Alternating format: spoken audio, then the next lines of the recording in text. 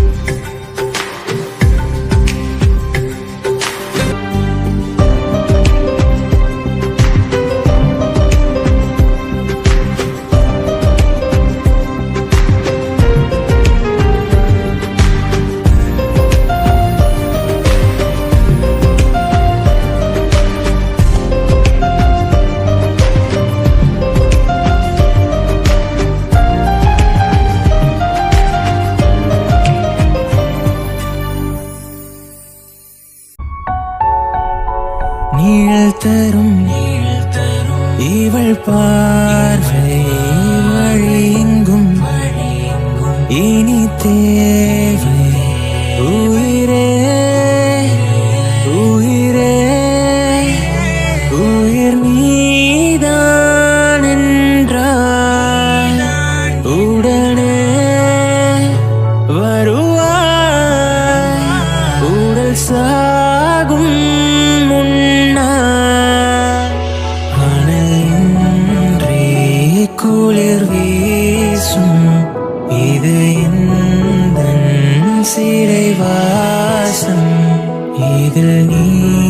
மட்டும்